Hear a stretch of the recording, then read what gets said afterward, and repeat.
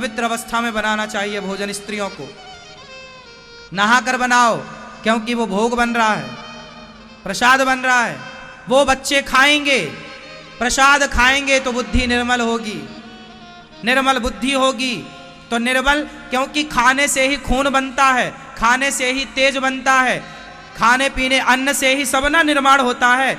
यहाँ तक कि पुरुषों का वीर्य भी खाने पीने से बनता है। तो जितना बेस्ट खाओगे उतना अच्छा तेज तैयार होगा, और उसी से जब गर्भाधान होगा तो उसी वीर्य से तो फिर संतान भी बनेगी। तो मूल रूप में तो खाना पीना ही हुआ जितना पवित्र। इसलिए कहता हूं पवित्र खाओ, भोग लगा के खाओ। कुछ भी, आप तो बाजार का सब खाते हो, जो कुत्ता खाता है ना आजकल आदमी, वो सब कुछ खा रहा है। हाँ या ना? आपके खाने का धर्म नहीं है साहब, कहीं भी खाते हो, कुछ भी खाते हो। अब बता, कुछ भी खा रहे हैं। अब तुम कुछ भी खा रहे हो तो तुम्हारी संतान भी कुछ भी होगी।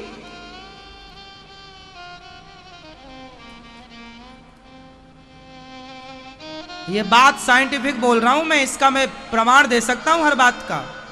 कोई हवा में लाठियां नहीं फेंक रहा हूं, शास्त्रोक्त प्रमाण है और साइंटिफिक प्रमाण में आपको दे सकता हूं, वैज्ञानिक प्रमाण भी दे सकता हूं इन सब चीजों के।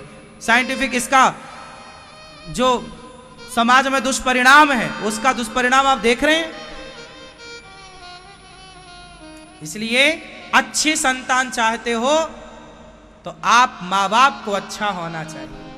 इसलिए तुम्हारे बाप दादे जो अनपढ़ थे बहुत समझदार थे, श्रेष्ठ घर की लड़की लाते थे, श्रेष्ठ घर का लड़का ढूंढते थे, अच्छा खानदान हो, अच्छा परिवार हो। क्यों?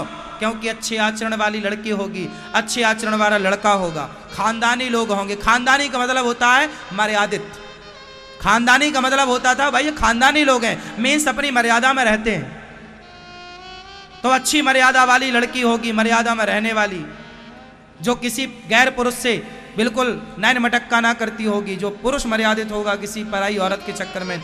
ऐसे श्रेष्ठ पुरुष, श्रेष्ठ नारी जब दोनों का संयोग होगा, और जिसने कभी परपुरुष का संग ना किया हो और जिसने कभी परनारी का संग ना किया हो, ऐसे श्रेष्ठ पुरुष जो सदा सत्य के राह पर चले हो, जो श्रेष्ठ आचरण को अपनाए हो। अब ये श्रेष्ठ दो पुरुषों का, दो स्त्री और पुरुष के मिलन जब होगा और इनकी जो संतान होगी, निश्चित ही उसका लक्षण श्रेष्ठ होगा। मानते हो आप इस बात को या नहीं? हाँ या ना? क्योंकि आप दोनों के मिलन से आप दोनों का ही उस बच्चे के अंदर जाएगा जो कुछ जाएगा। मां का आचरण भी जाएगा और बाप का भी जाएगा। हाँ या ना? पति पत्नी दोनों एक यज्ञ, दोनों साथ में मिलकर यज्ञ करो, और विधिवत यज्ञ करके और फिर स्त्री गर्भवती होगी तो उस यज्ञ के प्रभाव से, उस आपके भजन के प्रभाव से जो आपकी संतान होगी वो समाज सेवी, समाज कल्याणी होगी, राष्ट्र सेवी होगी। उस संतान से देश का कल्याण होगा। राम जैसी संतान उत्पन्न करने के लिए दशरथ जी ने भी पहले यज्ञ किया था, पुत्रेष्टि यज्ञ। हाँ या ना? किया। राम के जन्म के पहले क्या किया दशरथ जी ने? यज्ञ किया। क्योंकि जब यज्ञ हुआ, यज्ञ में खीर की आहुति डाली गई, वही खीर लेकर अग्नि भगवान प्रकट हुए और फिर यज्ञ का फल दिया। और यज्ञ के प्रभाव से दशरथ जी के राम, दशरथ जी के यहाँ पुत्र कैसा हुआ? समाज का कल्याण करने वाले राम। समाज का कल्याण करने वाली संतान चाहते हो तो श्रेष्ठ यज्ञ आचरण करना पड़ेगा, श्रेष्ठ कार्य करना पड़ेगा, यज्ञ विधान करना, अच्छे कार्य करने पड़ेंगे। और ऐसे तुम टपोरी पैदा करना चाहते हो तो फिर ठीक है, हनीमून मनाओ। तो तुम्हारे हनीमून से हो कौन रहे हैं पैदा? नालायक बच्चे पैदा हो रहे हैं, कर तो लिए बच्चे हैं किसी काम के नहीं। माँ बाप कोई पानी नहीं दे रहे हैं गिलास भर। तुम्हारा सम्मान, तुम्हारी इज्जत माटी में मिला रही है तुम्हारी औलाद, ये तो तुमने पैदा की है। अब रो रहे हो महाराज जी बेटा हमारा चोरा भाग गया किसी लड़की के संग, लड़की भाग गई। अब तुम बिना विधान के जब संतान पैदा करोगे तो वो नालायक ही होगी। कैसी संतान चाहते हो आप लोग, नालायक या लायक? जोर से। तो लायक के लिए कुछ करना पड़ेगा। लायक लोग ऐसे मिल जाते हैं। हाँ? इसलिए यज्ञ, विवाह एक यज्ञ है, विवाह एक यज्ञ है। बताओ ये बात सही है ना? बिना पत्नी के पूजा होती है? जब यज्ञ की आहुतियां डाली जाएंगी तो पति आहुति डालेगा और पत्नी बगल में होगी। बिना पत्नी के आप यज्ञ मंडप में अंदर जाने के अधिकारी नहीं है, वेद विधान है ये। किसी की पत्नी मर चुकी हो या पत्नी छोड़ चुकी हो तो वो पुरुष भी यज्ञ का अधिकारी नहीं है। इसलिए कहता हूं, पत्नी के रहते संसार का हर पुण्य का कार्य दोनों जोड़े से कर लो। हर अनुष्ठान, हर अच्छा कार्य कर लो, क्योंकि पति के बाद फिर आप किसी विशेष अनुष्ठान के अधिकारी नहीं होंगे।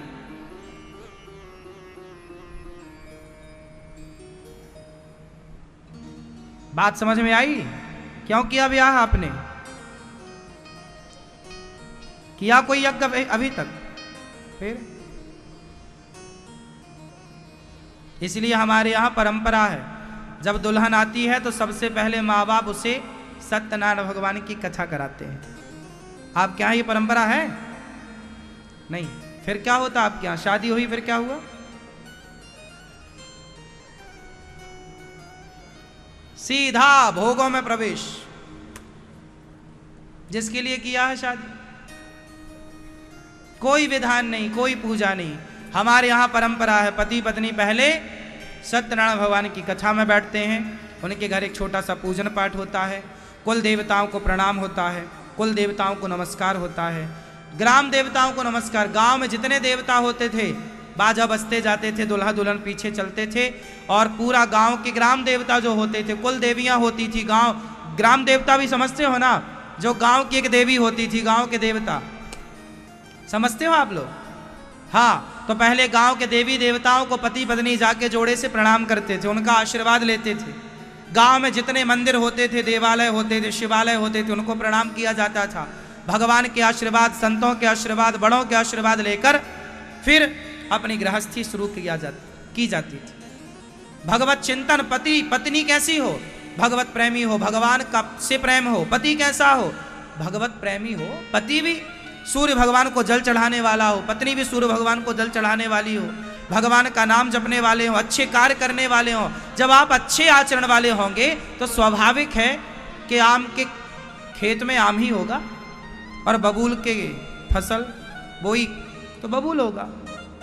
भाई जो बीज बोया जाएगा वही ना फसल आएगी। पेड़ बोए बबूल का तो आम कहां से आए? जितना अच्छा आचरण माँ बाप का होगा उतनी अच्छी आचरण वाली संतान, माँ बच्चे आपकी औलाद होगी।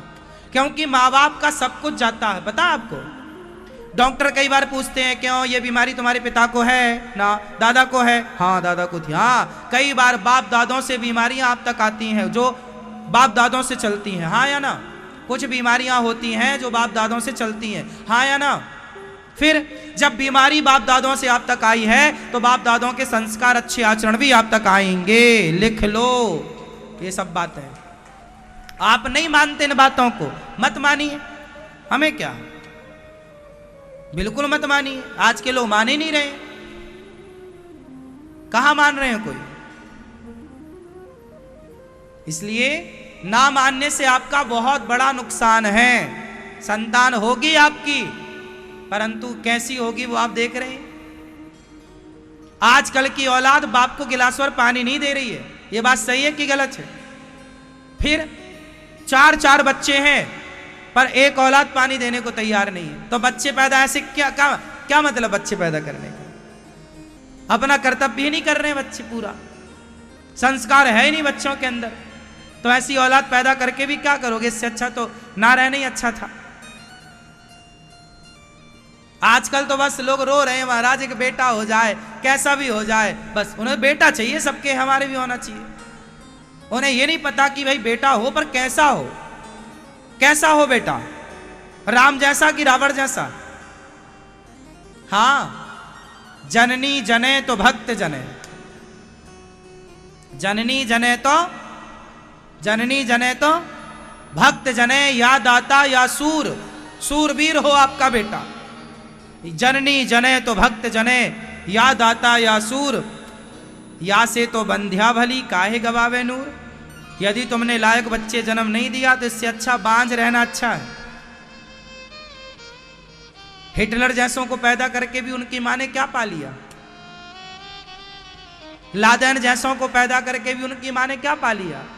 धन्य है वो मां जिसने विवेकानंद को पैदा किया है। धन्य है उसका गर्भ जिनके गर्भ में विवेकानंद आए।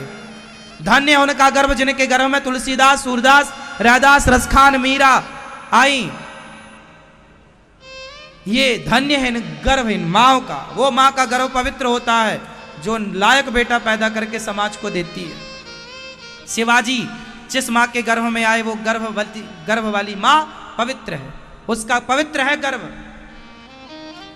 उस मां का गर्भ पवित्र है जिसने झांसी की रानी को पैदा किया, शिवाजी को पैदा किया, महाराणा प्रताप, चाणक्य को पैदा किया। और ये टपोरियों को पैदा कर रहे हैं आजकल,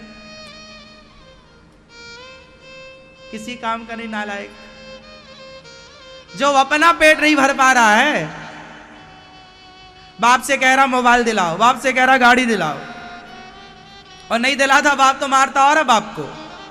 हेलो, ऐसे तुमने टपोरी पैदा की है। ये सब वही तो है बिना प्लानिंग वाले, कोई यज्ञ विधान नहीं, कुछ नहीं, बस बस शादी हुई, बस हो गए बच्चे, ऐसे ही होंगे फिर।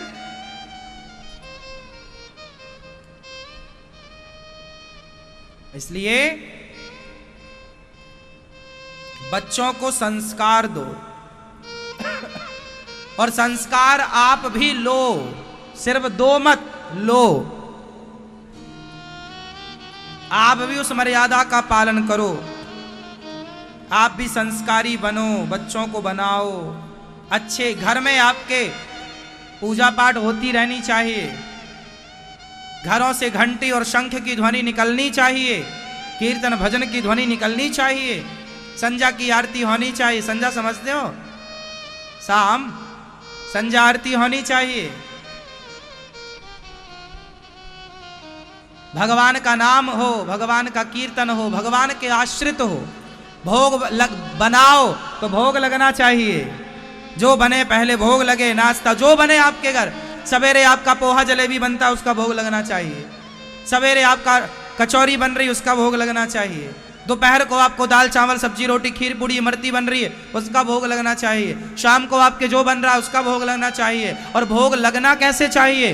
बोले पवित्र अवस्था में बनाना चाहिए भोजन। स्त्रियों को नहा कर बनाओ, क्योंकि वो भोग बन रहा है, प्रसाद बन रहा है, वो बच्चे खाएंगे, प्रसाद खाएंगे तो बुद्धि निर्मल होगी, निर्मल बुद्धि होगी तो निर्मल, क्योंकि खाने से ही खून बनता है, खाने से ही तेज बनता है, खाने पीने अन्न से ही सब ना निर्माण होता है। यहाँ तक कि पुरुषों का वीर्य भी खाने पीने से बनता है। तो जितना बेस्ट खाओगे उतना अच्छा तेज तैयार होगा, और उसी से जब गर्भाधान होगा तो उसी वीर्य से तो फिर संतान भी बनेगी। तो मूल रूप में तो खाना पीना ही हुआ जितना पवित्र। इसलिए कहता हूं पवित्र खाओ, भोग लगा के खाओ। कुछ भी, आप तो बाजार का सब खाते हो, जो कुत्ता खाता है ना आजकल आदमी, वो सब कुछ खा रहा है। हाँ या ना? आपके खाने का धर्म नहीं है साहब, कहीं भी खाते हो, कुछ भी खाते हो। अब बता, कुछ भी खा रहे हैं, अब तुम कुछ भी खा रहे हो तो तुम्हारी संतान भी कुछ भी होगी।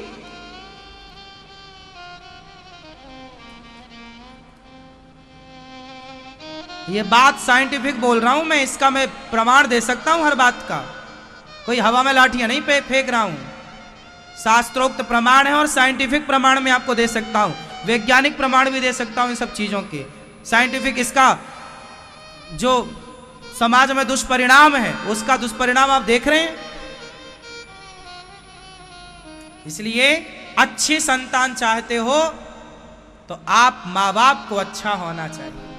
इसलिए तुम्हारे बाप दादे जो अनपढ़ थे बहुत समझदार थे, श्रेष्ठ घर की लड़की लाते थे, श्रेष्ठ घर का लड़का ढूंढते थे, अच्छा खानदान हो, अच्छा परिवार हो। क्यों? क्योंकि अच्छे आचरण वाली लड़की होगी, अच्छे आचरण वाला लड़का होगा, खानदानी लोग होंगे। खानदानी का मतलब होता है मर्यादित, खानदानी का मतलब होता था भाई ये खानदानी लोग हैं, मीन्स अपनी मर्यादा में रहते हैं। तो अच्छी मर्यादा वाली लड़की होगी, मर्यादा में रहने वाली, जो किसी गैर पुरुष से बिल्कुल नैन मटक्का ना करती होगी, जो पुरुष मर्यादित होगा किसी पराई औरत के चक्कर में। ऐसे श्रेष्ठ पुरुष, श्रेष्ठ नारी जब दोनों का संयोग होगा, और जिसने कभी परपुरुष का संग ना किया हो और जिसने कभी परनारी का संग ना किया हो, ऐसे श्रेष्ठ पुरुष जो सदा सत्य के राह पर चले हो, जो श्रेष्ठ आचरण को अपनाए हो। अब ये श्रेष्ठ दो पुरुषों का, दो स्त्री और पुरुष के मिलन जब होगा और इनकी जो संतान होगी, निश्चित ही उसका लक्षण श्रेष्ठ होगा। मानते हो आप इस बात को या नहीं? हाँ या ना? क्योंकि आप दोनों के मिलन से आप दोनों का ही उस बच्चे के अंदर जाएगा जो कुछ जाएगा। माँ का आचरण भी जाएगा और बाप का भी जाएगा। हाँ या ना? ये बात सही है कि गलत है? मैया सही है? चलो, इसलिए सेवा करो माँ बाप की। अच्छी संतान चाहते हो तो अच्छे आचरण